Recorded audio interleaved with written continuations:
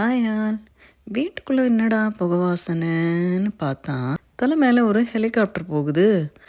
Train போனாலே நம்ம ஆன்னு பார்க்குறவங்க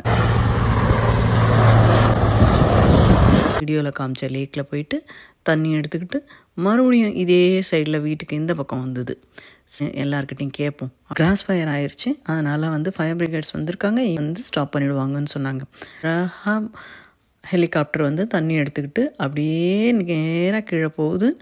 அந்த ஃபயர் இருக்க இடத்துல அப்படியே தண்ணி ஊற்றுது.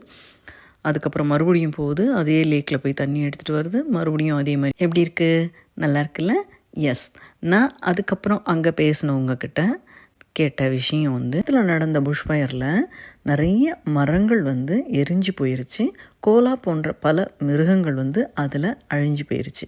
இதனால் இந்த மாதிரி ஃபயர் ஆக்சிடெண்ட்னால் இங்கே இமீடியட்டாக ஆக்ஷன் எடுப்பாங்க.